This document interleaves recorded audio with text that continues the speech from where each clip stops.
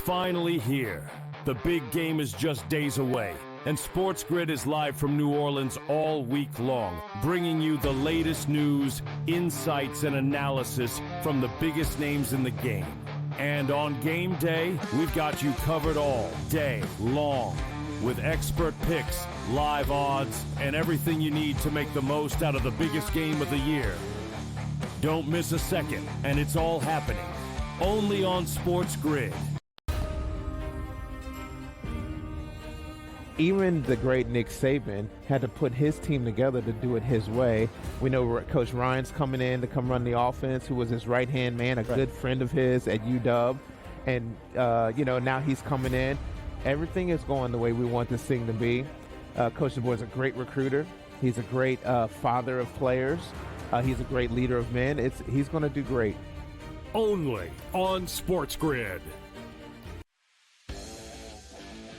It was the greatest show ever. It's funny, and you know what I like? You have balls. I mean, the stuff you do on that show, you are half crazy. I feel like a good sense of humor, and I like to show it off. And this kind of originally started where people were, the hot dog eating challenge was something that I always wanted to do, and every 4th of July, and I was like, I could eat a ton of hot dogs.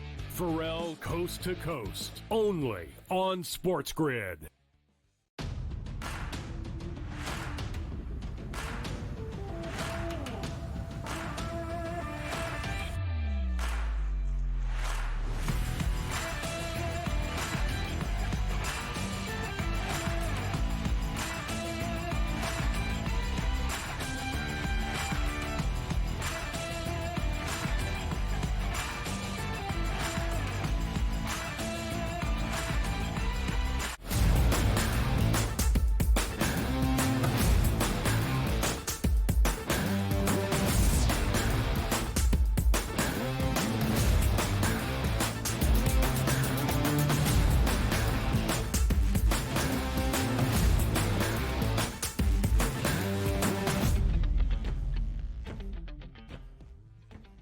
Welcome to hour number 3, our third and final 3 days away from Super Bowl 59.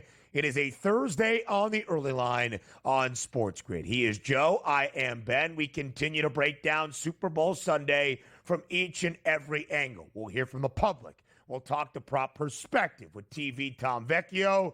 And then we'll say adieu to football for at least one more day before our final Football Friday of this season comes your way tomorrow, because today is also NBA trade deadline day, 3 p.m. Eastern time, now just about 5 hours away. We have already seen blockbuster deal after blockbuster deal after blockbuster deal in the previous 4 days around the association.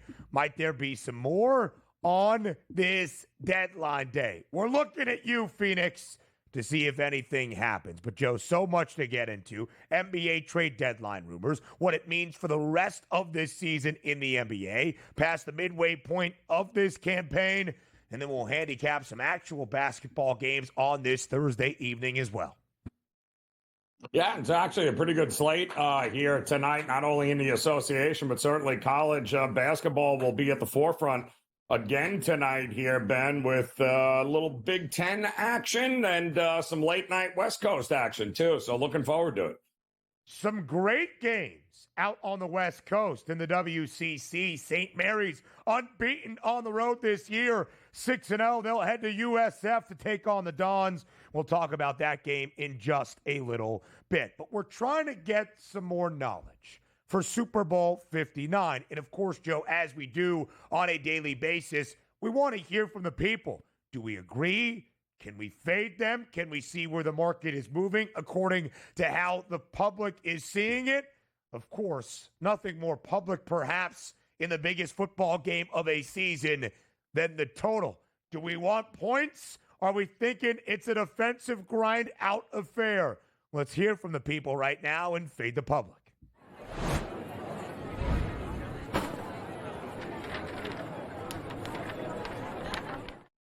So part of the issue is you kind of want a decisive win in the Fade the Public poll. You kind of want a lot of votes, a majority of the public at least, on one side or the other, so you can determine, hey, I agree with the people, or, ooh, that's spicy given what the market is saying. Let me fade the public. Joe, as of this moment, exactly 100 votes in our Fade the Public poll on SportsGrid. Will Super Bowl 59 go over or under the current betting total of 48.5? Oh, 101. And now we do have a winner. But as you will see there, it's pretty much a toss-up. Literally seconds ago, there was exactly 100 votes, and it was a 50-50 split on the over and the under, 50 aside. Still, it's basically a toss-up, whichever way you look at it. Joe, I really thought we were going to see the public decide one way or the other, and thus we could fade the public if we felt necessary. Not really the case. Basically, a 50-50 split is what the public is saying for our over-under Sunday, 48.5 points. Yeah, but I think if this poll was a little bit closer to kickoff, Ben, I think we'd have a different result here right now. I think as we get closer to Friday and Saturday, if you ask that question again, pretty sure the public would be favoring a over because, let's face it, who wants to watch absolutely no scoring and get what we got, years ago there with the Rams and the Patriots? Remember, that was supposed to be one of the greatest high-scoring Super Bowls, and next thing you know, it was like 13-3, and we're like, what in the world is going on here? Public doesn't want that. They want it over. I happen to think there's a middle ground here. I don't believe we're getting a high-scoring game, but I still think the game is going to be extremely entertaining, but under for me in this one. Listen, unders can be entertaining, even if it's not 35-31 or 38-35 like the last time we saw the Birds and the Chiefs battle it out for the Lombardi Trophy. It can still be a very close game, 21-20, 24-21, single-score game. We have seen enough scoring and not necessarily an absolute slugfest on the defensive side of the football. Of course, that was Super Bowl 53. February 2019, the Patriots outlasting the Rams 13-3, winning by 10 points. Total for that game, 55.5. The second highest total we have seen in the last 7 Super Bowls.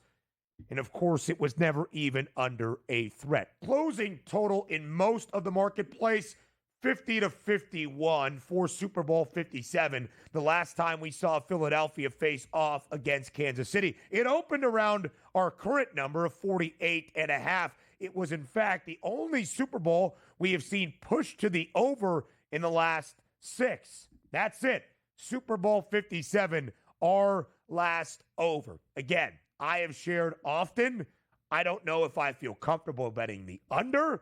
I'm not so sure I will get to the window to bet or wager on the over by the time we get to Sunday either. I just don't feel like there is a huge edge in terms of the total, given the fact, Joe, that I think both teams will get into the 20s, and thus am I really going to be sweating things out? As we shared earlier in the show, breaking down Super Bowl 59, quarter by quarter, half by half. The Eagles, the best second-half scoring team in the National Football League this year, leading the NFL in scoring in both the third and fourth quarters. Kansas City has reached this Super Bowl stage once again because of their defense. 7 years with Patrick Mahomes as the starting quarterback in Kansas City. Joe, the first 5, KC was at least in the top 6 in NFL scoring offensive ranks, averaging 28.5 points per game at bare minimum.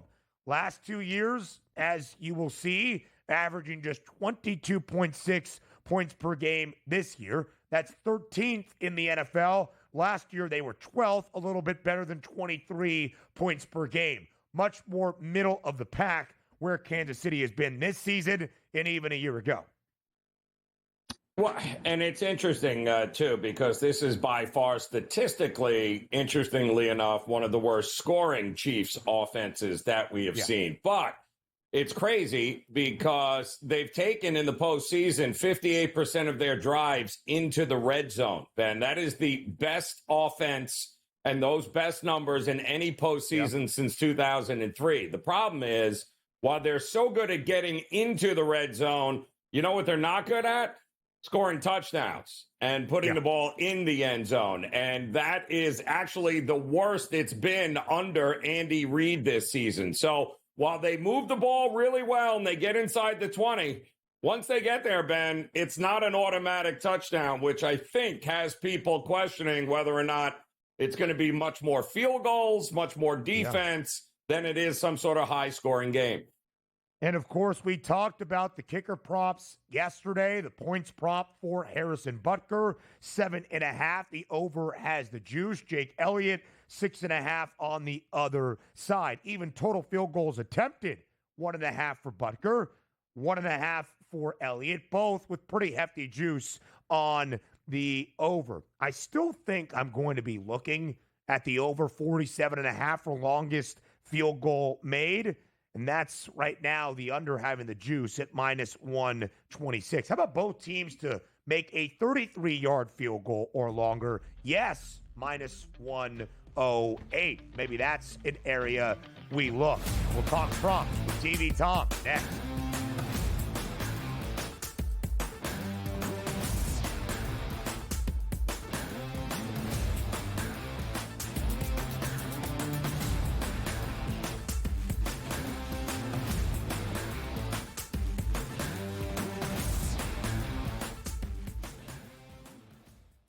So my team didn't win this weekend, but I still did with this app that's taking over the game. Sports Millions Pick'em lets you make quick and easy predictions. Pick your favorite players, go higher or lower, and you can still win big even if your team loses. Plus, the multiplier is insane. With just a few picks, you can win big money. So get on it. They've got a welcome bonus to help you start off your winning streak.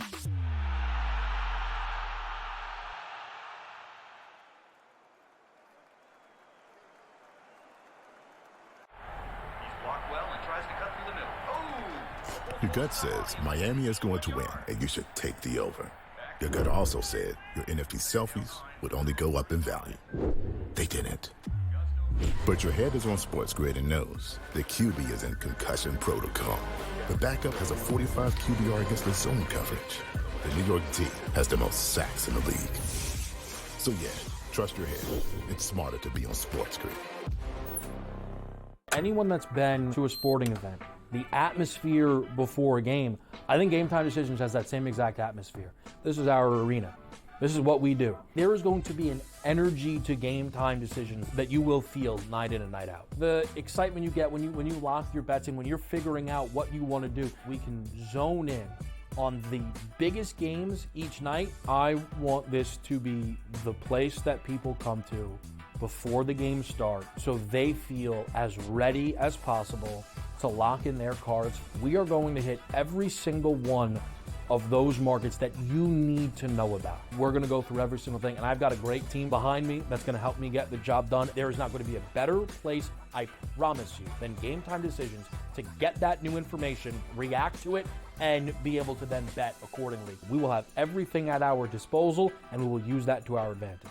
I'm Kevin Walsh. Tune into Game Time Decisions from 6 to 8 p.m. Eastern on SportsGrid.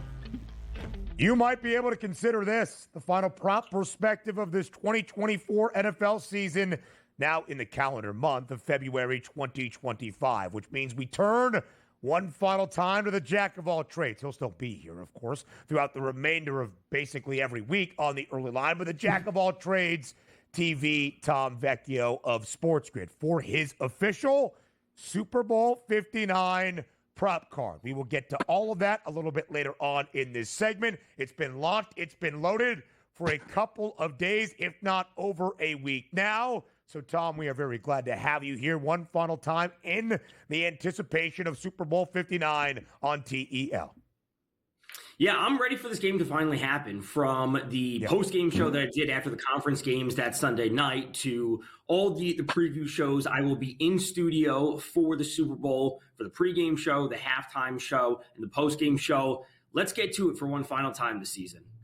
Let's get to it, Vecchio. Indeed, that makes three of us for guys that are actually ready for the football game to kick off on Sunday evening. Vecchio, the numbers have not changed all that much on FanDuel, a couple of cents here and there on the money line, but really remained steady the last 72 hours or so. Still 1.5 in favor of KC.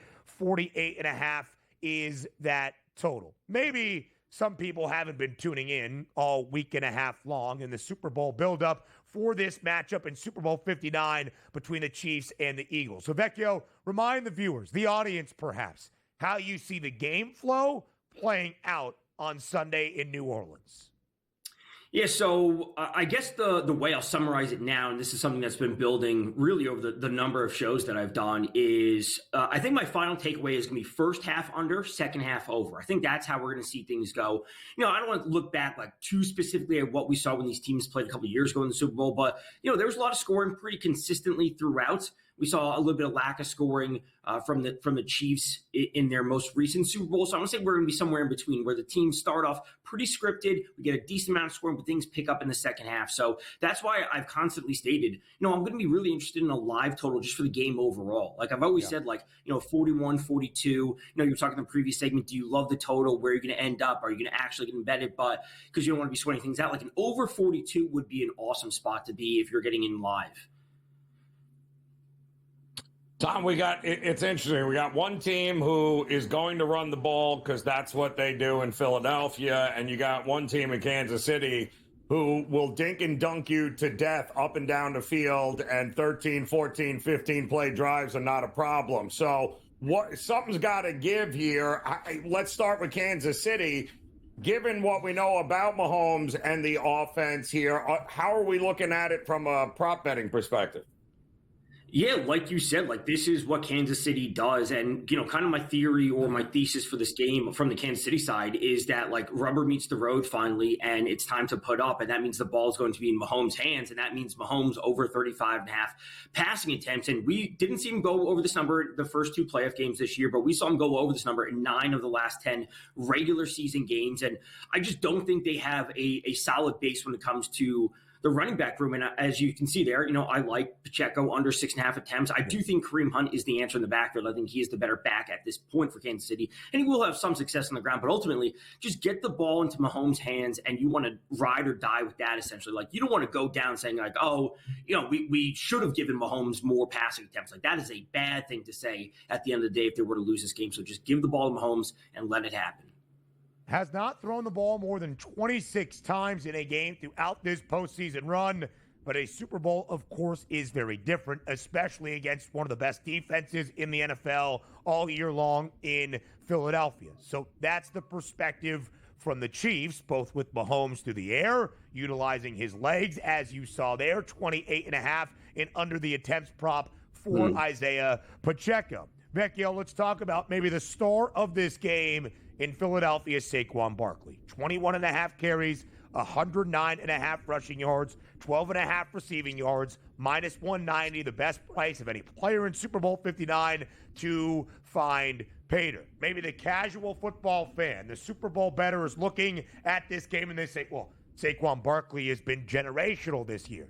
He's at least going to have 125 yards. How do you advise that casual bettor to wager on Saquon Barkley come Super Bowl Sunday?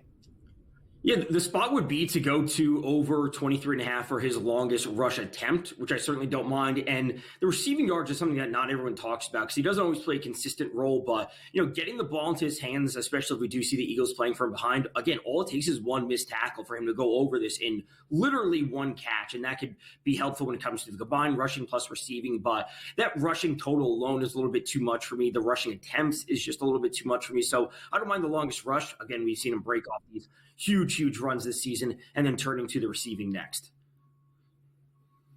So what about the receivers of the Eagles? Obviously, Barkley is going to have his opportunities to impact the game, but what about the wide receivers? Who would you focus on? So I don't know if I've been convincing myself of this too much, but I really like Devonta Smith. Really like him. So the Eagles, we know they want to run the ball. Casey knows that. They have to do what they can to stop Saquon. A.J. Brown's like this sleeping giant waiting to explode for these deep passes. Dallas Goedert has been awesome to start the postseason, and I talked about him for a touchdown earlier. Throughout the regular season, Kansas City allowed the most receiving yards to opposing tight ends and the second most receptions. So if Andy Reid knows, like, hey, we have defensively been bad against tight ends. We know we have to stop Saquon. A.J. Brown's this threat on the outside. Someone's going to get lost in the shuffle, and that could be Devonta Smith, and I think there's a real big opening for him in this game. So how do you approach Devonta Smith? Is it his yardage prop on the rise to 50 and a hook, or is it his total receptions? It would be the receptions. Yeah, I forgot to add that. It'd be the receptions over 4.5. Like, get those quick passes out to him, move the ball, pick up first downs. I think that is a path for the Eagles as well. A little bit of plus money on the over, by the way, for Devonta Smith, over 4.5 receptions. Both Dallas Goedert and A.J. Brown, also 4.5 grabs, but the over has the juice. All right, let's put it up one final time. You can consider this TV Tom Vecchio's official Super Bowl 59 prop board right there on your screen. Mahomes over 35.5 attempts. Mahomes over 28.5 rushing yards. Isaiah Pacheco under 6.5 carries. And Devonta Smith over 4.5 catches. Tom Vecchio, we appreciate the time always. We'll be talking very, very soon. More on the early line up next.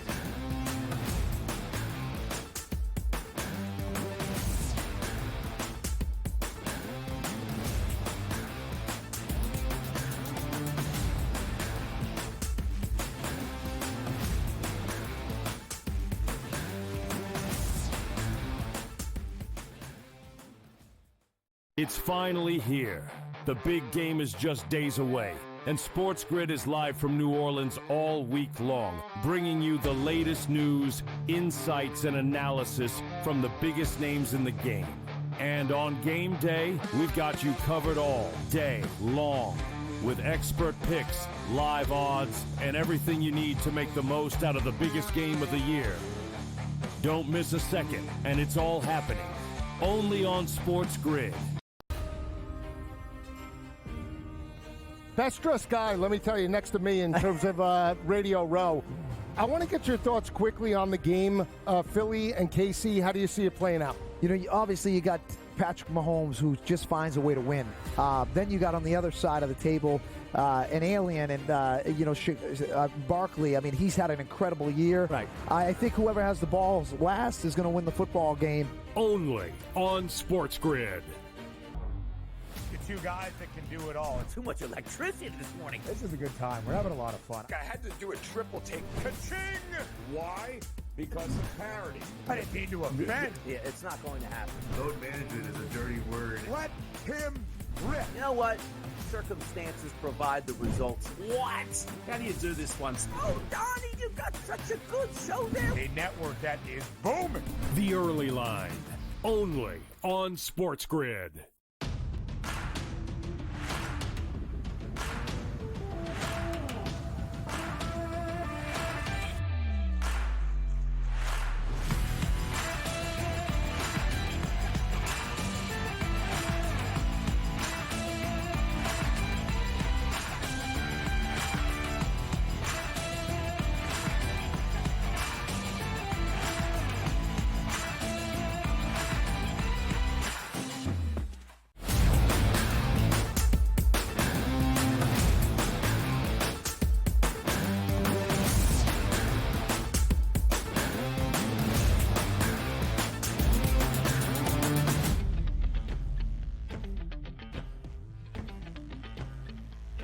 It is NBA trade deadline day around the association. 3 p.m. Eastern time, about 4.5 hours away from that deadline in the NBA. We have already seen a wild deadline week, if you will, starting in the very first minutes of Sunday. We have seen it continue each and every day, basically, in a flurry of moves on the eve of NBA trade deadline day. last night. We can recap those, of course. We can talk about the most impactful. But, Joe, I think it's very fair to say that this NBA trade deadline week has been one of the most hectic, chaotic, dramatic, seismic that we have seen in the association, at least in recent memory.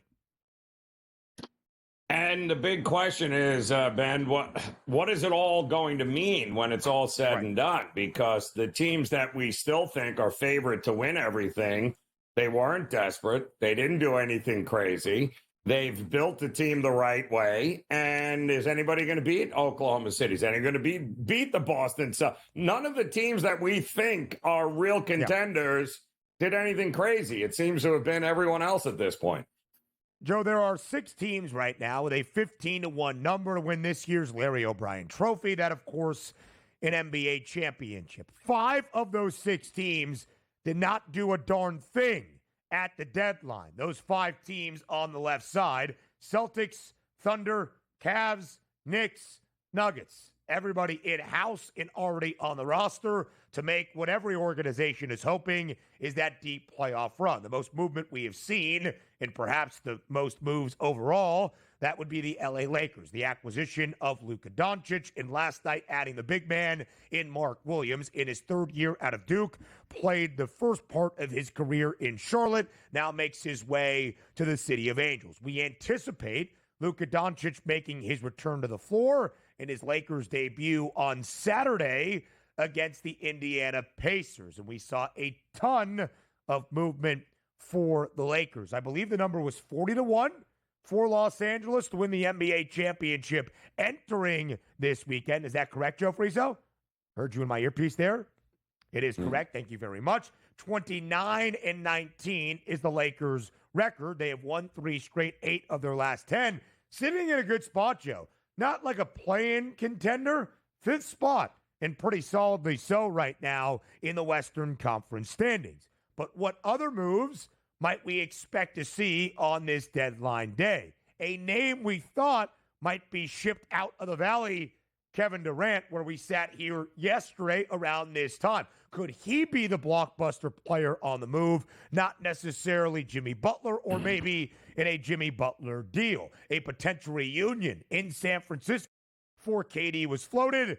And then what was floated yesterday by reports is that Durant had zero desire to return to Golden State and basically squashed a potential deal that was in place. We expect, Joe, that over the next 4.5 hours, Kevin Durant will not be traded by the Suns, and he will remain in Phoenix. Do you think that is going to be the case by the time 3:01 p.m. Eastern time comes and the deadline is passed? Yeah, I can't see Durant going anywhere. And again, the fact that he has the power to 86 any sort of deal to Golden State tells you that the amount of suitors in which he would approve a deal for are very limited to begin with. And with the amount of money that he is making, you know, there has to be some sort of even swap there. And the only teams that would be able to afford that are teams that aren't competing for a postseason. So the chances of him landing anywhere, I think, are slim to none. He would have been one of the first names off the trade deadline if I think they were serious about moving him. But at this point, Phoenix is what they are, and they're going to have to make do with what they got. I think that's a really good point, Joe, that the deal that seemingly was in place perhaps to send Kevin Durant back to the Warriors, if it was going to happen, it already would have happened. And KD seemed to be the person that stood in the way of that getting done. Is there going to be another suitor that makes a deal with Phoenix? Perhaps not at this point. Might Bradley Beal remain in the Valley by the time we get to the deadline at 3 p.m. Eastern time? He has a no-trade clause that he would have to waive, seemingly going to remain with the Suns. The Pelicans, now in full rebuild mode, might C.J. McCollum be on the move. The Nets are always trading and tanking, it seems, the last few years. So thus, you see Nick Claxton and Cam Johnson, Nikola Vucevic, and Kobe White with the Chicago Bulls. There is a thought the Bulls need to blow the whole thing up, and they finally traded away Zach LaVine. Might we see some more moves? We'll continue this discussion on deadline day in the NBA. Up next.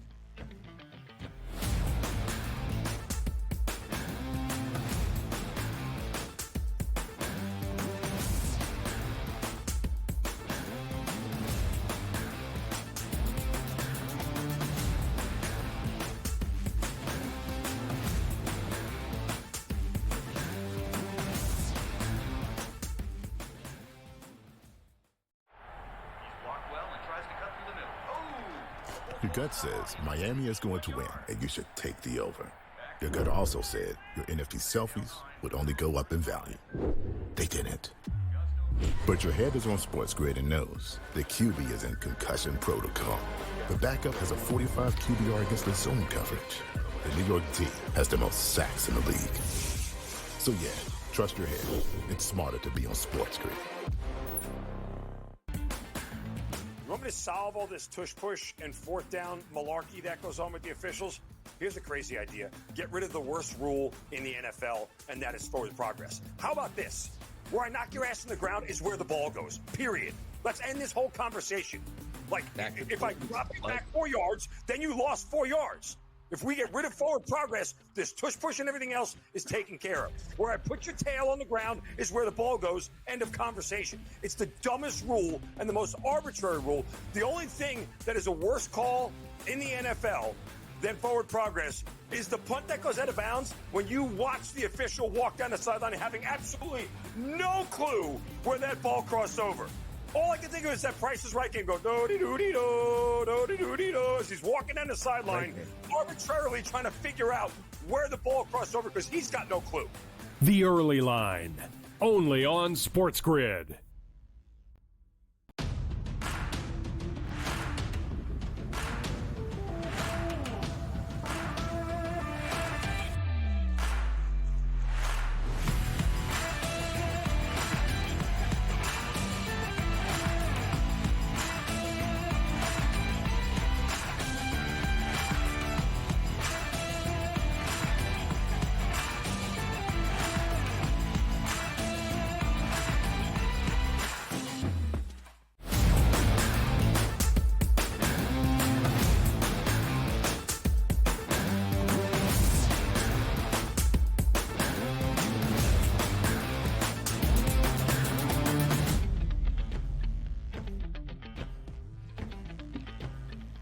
It is trade deadline day in the association. 3 p.m. Eastern time, the official trade deadline during the 2024-25 campaign. It has already been a very long and chaotic, but rather seismic and impactful deadline week around the NBA. Let's go back to the on the block question mark graphic. We talked about Bradley Beal would have to waive a no trade clause. It is seeming more and more likely that both Kevin Durant and Bradley Beal remain in Phoenix. Joe, if you were to look at the other names on this board, the other 5 guys listed there, who do you think is most likely to be moved here on deadline day? The Nets are interesting given the fact that where are they going? They're going nowhere quick. And anybody that is going to be due for any sort of new contract or pay raise is probably off and running. I think CJ McCollum is interesting as well. Does he end up staying with New Orleans, or are they just going complete rebuild? They certainly have enough shooting now, but it's unfortunate it didn't work out with Zion and Brandon Ingram. And Kobe White with the Bulls, I think, is fantastic. I think he would actually help some of these teams looking to bolster to make a run here. But with the Bulls, you just don't know. I mean, they're not going to spend any money. They have shown you they are more interested in tanking than doing anything else. So you got to look at those teams like the Nets and the Bulls, who are more than happy just to erase dollars off the books, Ben, and start from scratch. And that's kind of exactly the direction they're heading. Yeah, I think so. And Joe, I think it would make a lot of sense in Chicago to really take this thing down and then build it back up. They've kind of been in this weird limbo purgatory type area where they've kept big contracts like DeMar DeRozan, like Zach LaVine, to only move on from them. Nikola Vucevic would seem attractive to a contending team to have a consistent front court presence for a guy that basically averages a double-double each and every night. But they did just sign an extension with Lonzo Ball yesterday, 2-year deal, $20 million. The Bulls are in a tough spot. When Jerry Reinsdorf is your owner, see the White Sox in the Bulls, this is what you get. It's unfortunate in Chicago at this moment. I also do believe, Joe, as we showed the NBA championship odds, today is an important pin day, if you will, to flag these odds, to pay attention to these odds, to put a pin in these odds, to use it as a date to see where the market moves in the second half of this season. And that's where we are, just a few weeks away from NBA All-Star Weekend. I believe just 2 weeks away from NBA All-Star Weekend. To note where these odds right now, maybe you're starting to pay more attention to the NBA, basketball in general. The football season winds down to its final game of the year on Sunday evening.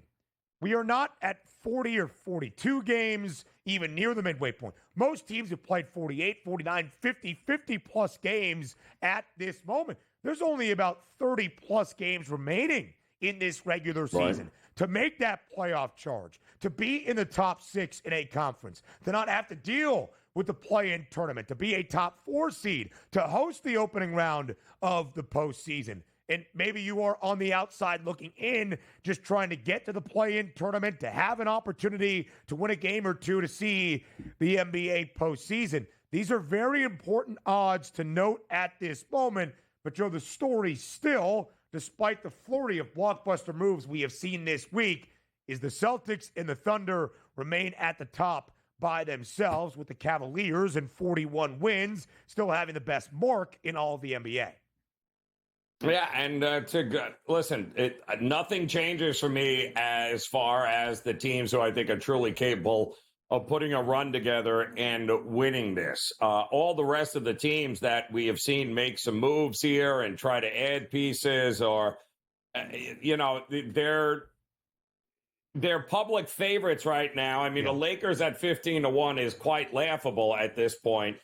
Given what they've added, without any indication that any of it is going to work together, man. That's the funny part, is that a 40-year-old LeBron James and a 25-year-old Doncic who can't seem to stay in shape long enough to get anything done. Now you add in a new center, and miraculously, this is just supposed to work with limited games remaining. It's just not how it works here. I think teams like the Knicks, the Nuggets, the Grizzlies, they are very much, if you're looking for a dark horse or a big number, those teams, to me, seem much more viable than any of these teams that are just throwing one last-ditch effort to try and make it happen.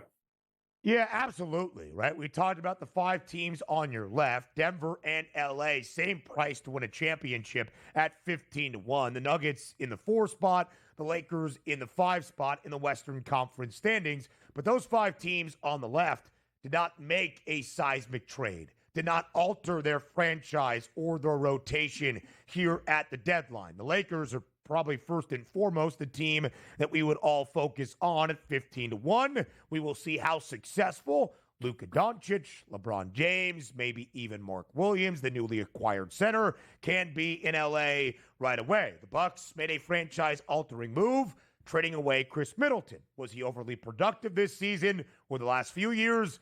No. Had he been there the longest alongside Giannis? Yes, for 12 years. A face of the franchise, an NBA champion in Milwaukee. The Grizzlies still right there in the Western Conference standings. Second best record, 35-16. Now 2.5 games clear of the Rockets, by the way. Houston has dropped 4 in a row. The Clippers, they're fine. The Warriors, that big move, of course, last night in the acquisition of Jimmy Butler. The number to win an NBA championship for the Dubs entering this week was 100-1.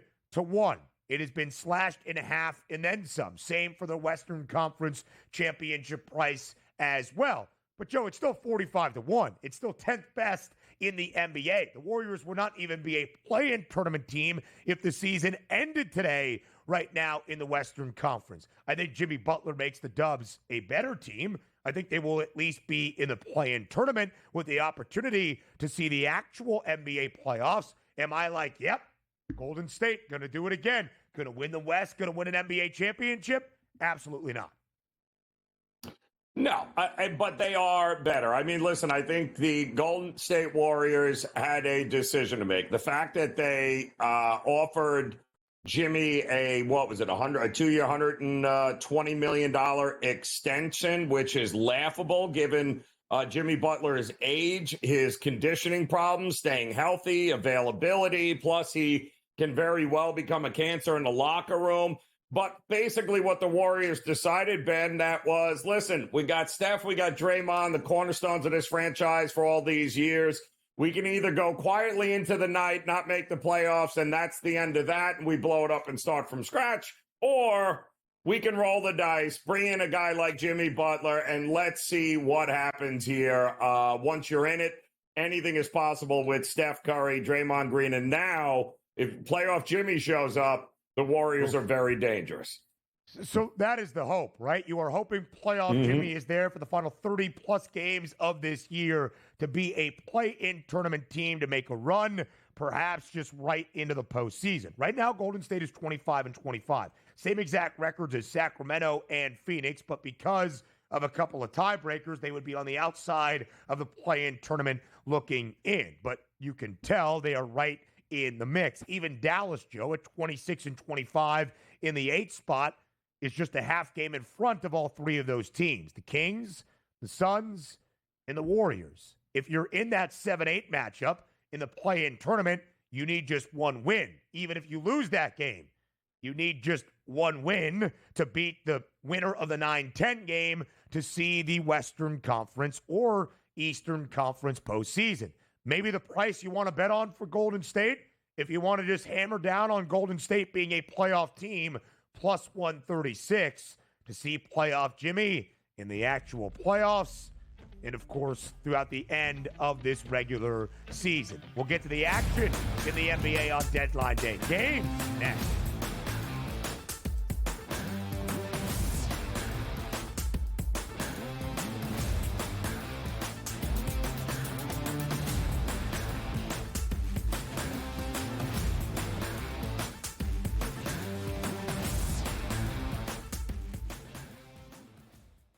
It's finally here.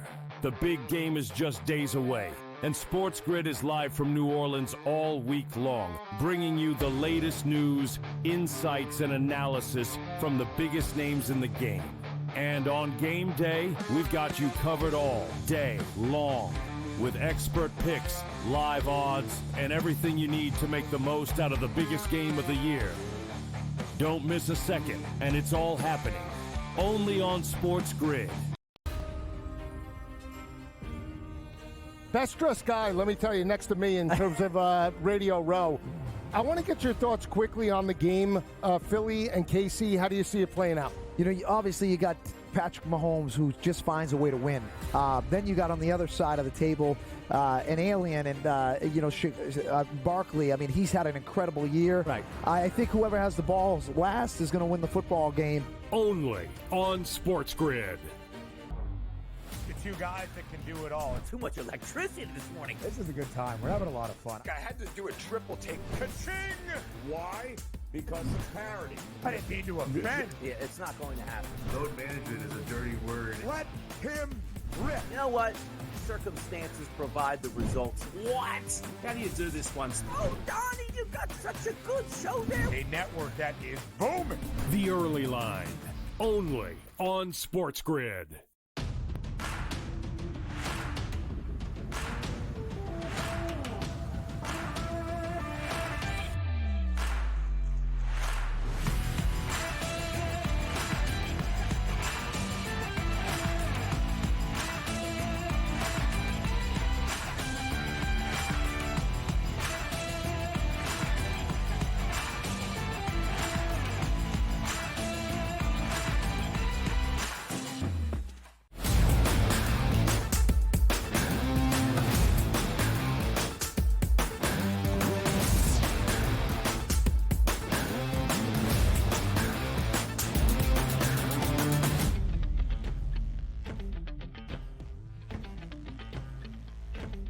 Let's get to some action around the association on deadline day. We'll see if guys we expect to be in lineups and rotations will be there by 3 p.m.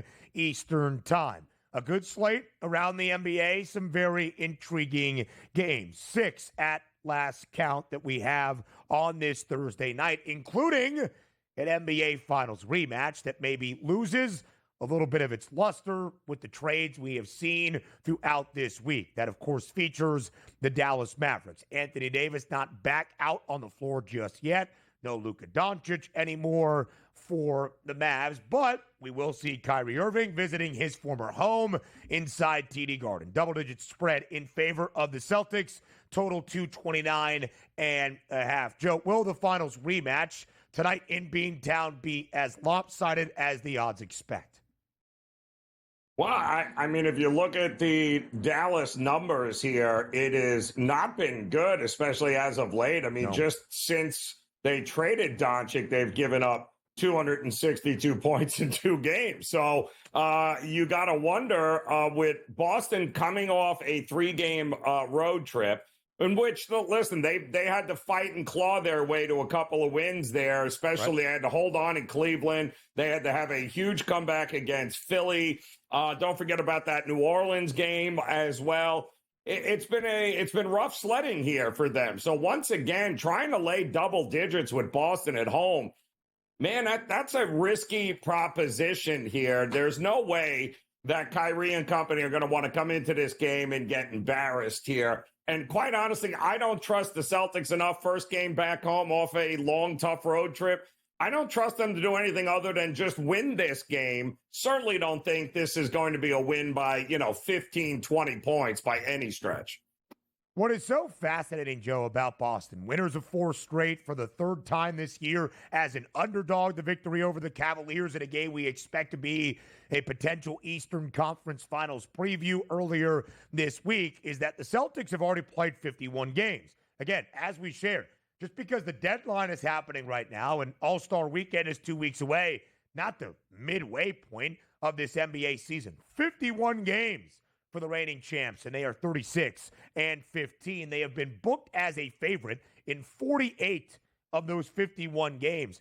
So they have been a double-digit favorite in 21 of those 48 games. Boston has been more frequently a double-digit favorite than a single-digit favorite this year. Overall, as the favored side, 19-28-1 against the spread. What will the Mavericks have on this Thursday night in Beantown as they await the return of Anthony Davis? Do we know if Caleb Martin is making his Dallas debut tonight? No props listed just yet for the Mavericks outside of Kyrie Irving. His number 24.5 today against the Seas.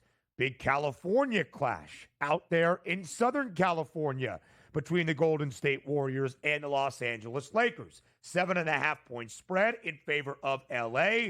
Total 222.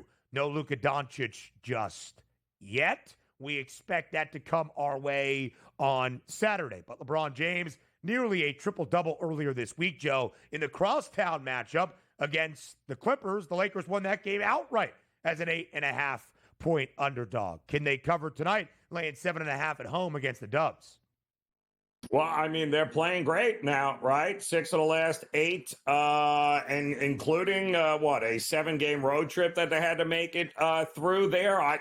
It's been great. They got Doncic on the bench.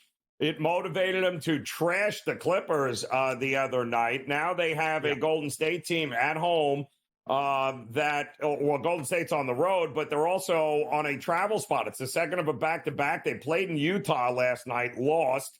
And now they've got to come to take on a Lakers team that's going to have Doncic on the bench. The home crowd is going to be crazy. This is, rest advantage towards the Lakers here, but don't to me, until the Lakers can figure some things out, I'm looking at overs in all their games. And the fact that Golden State, who just played to an over last night in Utah, if they're going to keep this thing and not get blown out, they're going to have to score. I would anticipate nothing but overs at this point in this game. Nearly 260 points scored last night in Salt Lake. And don't think the Warriors lost as a 6.5-point road favorite against Utah because Stephen Curry wasn't out there or Draymond Green wasn't out there. Sure, it might have been an uneasy time trying to figure out the rotations, knowing a blockbuster deal was about to come through. They lost the second worst team in the Western Conference, the Utah Jazz, who picked up their 5th home win last night in a total around 222, skying to the over. I think the Lakers are the right side. We should see basically everybody out there except the new acquisitions. No Luka Doncic or Mark Williams just yet for LA. Not going to see Jimmy Butler make his Golden State debut tonight. Elsewhere around the association, we stay in Los Angeles, but in the Intuit Dome, the Clippers host the Pacers. 5.5-point spread in favor of LA. 228.5 is that total. Was not the case for the Clips hosting the Lakers a couple of nights ago, but still a really good cover team as a favorite, Joe. 16-9 against the spread this year. Yeah, and take that game with a grain of salt. I mean, the Clippers had just returned home from a long road trip. They looked all out of sorts. The Lakers were all pumped up because of the Doncic news. But this is also the third road game in 4 nights for Indiana. They were lucky to win Monday at Utah. They got absolutely smoked in Portland on Tuesday. And don't forget, guess who they got coming up on Saturday in the primetime game? That would be Luka Doncic and the Lakers here. So I think it's fair to say I would look to back the Clippers in a good bounce-back spot here to get it done against Indiana. And we have one more game to break down for you. That is in Minneapolis. We'll talk about it really on the other side of the break as we give you some best bets. But the T-Wolves, after a near 50-piece last night out of Anthony Davis, remain at home hosting the Houston Rockets. Again, the Rockets have dropped 4 straight. Started last week in the second spot in the Western Conference standings. They have fallen 2.5 games behind the Grizzlies in that 2-3 split out west. More NBA bets, some college basketball looks, all of that up next.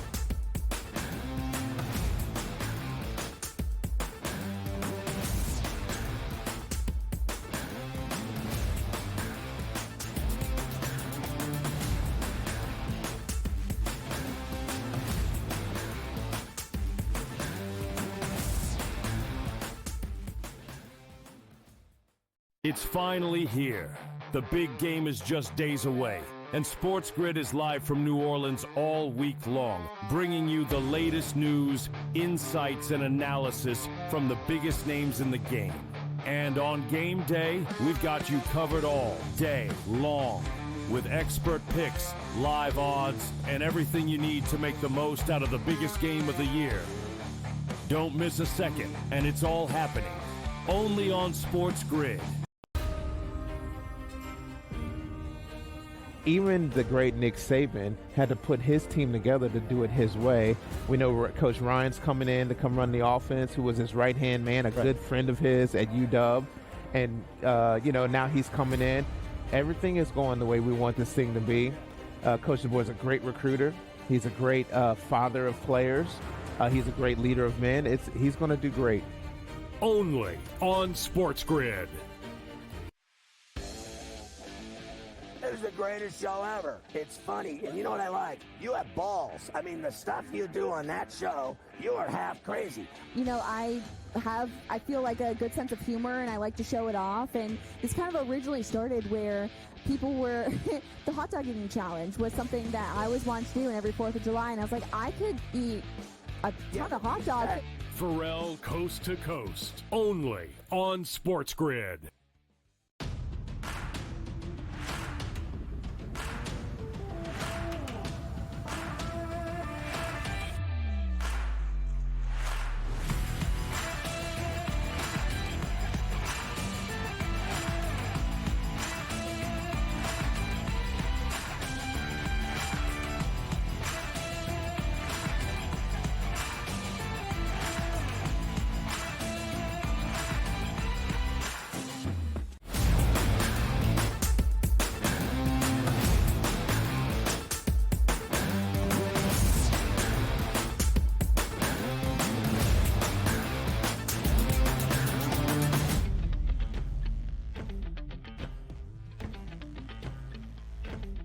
Six games around the association on this critical Thursday in the NBA. It is trade deadline day. That deadline coming your way in just over 4 hours' time at 3 p.m.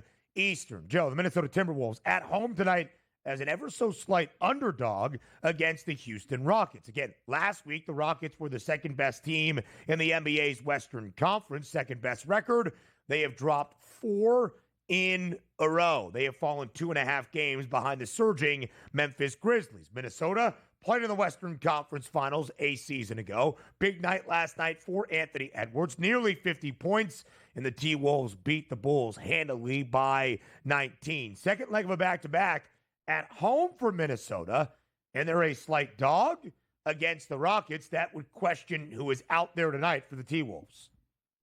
Yeah, no, there, of course, some questions there. And the Rockets kind of going through it, some of the growing pains. No Fred VanVleet once again here tonight after hurting his ankle a couple of games ago against the Nets. And really the kind of glue that had them rolling so far this season, Ben. But, you know, they've had a chance now to lick their wounds a little bit. Not going to be an easy game, but I do trust Houston in order to be able to get one here. Also, Houston, don't sleep on the defense and their defensive ability to slow down this Timberwolves team. Minnesota still got to win on defense. Udoka wants the Rockets to play defense here. The under looks pretty good to me in this one.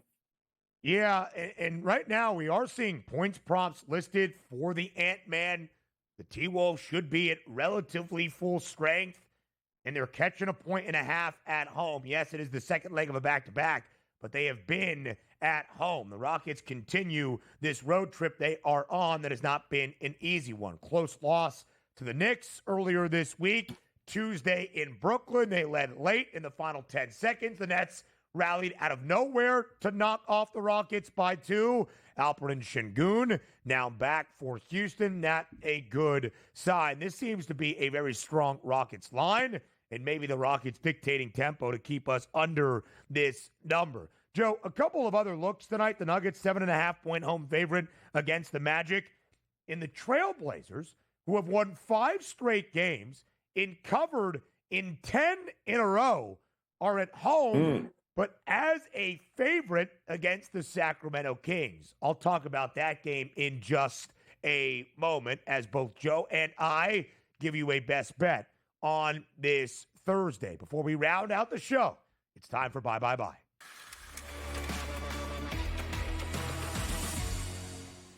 All right, Ranieri, deadline day in the NBA. Still a ton of West Coast college basketball action on this Thursday. What piques your interest the most? Well, tonight in college basketball, Ben, we're going to go off the beaten path a little bit and head over to the CAA, and I am going to take the Campbell and the Camels, who have covered 5 straight. 4 of those games by 20 or more points. They're 8-2 against the number in conference play. They're 4-1 against the number at home in conference.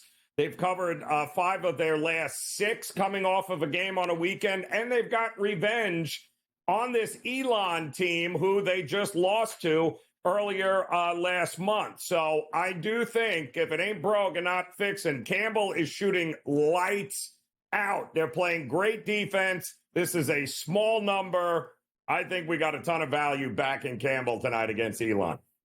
Look at the Camels. Let's get it done in some CAA action. My college basketball best bet for the night, Omaha, Nebraska. Nebraska, Omaha. Woo. The Mavs playing great basketball this year, still holding pace atop the Summit League. And they play at a fast pace. They're a 5.5-point favorite against North Dakota tonight, who also plays at a fast pace. Give me the over, 158.5. And if you want to lay it with the Mavs, I don't get mad at you for that either. Keep an eye on St. Mary's, 6.5-point road favorite against San Francisco. The Dons, though, pretty good. The Gales unbeaten on the road this year, a perfect 6-0 straight up. I mentioned the Kings visiting the Blazers. Zach LaVine's out there, about to play in his second game for Sacramento. DeMar DeRozan's out there. Domantas Sabonis is out there. The Blazers have been a great story. Often a dog this year and a great cover team. They've covered in 10 in a row. They've won 5 straight. But now they're a favorite. They're 1-3 against the spread this year as a favorite, not covering by an average margin of nearly 14 points per game. They've lost twice as a favorite. In those 2 losses, straight up by 28 points at least. And the Kings are a slight dog. Kings, even money, plus 100 on that money line. Our final Football Friday of the year, tomorrow, 8 a.m. Eastern.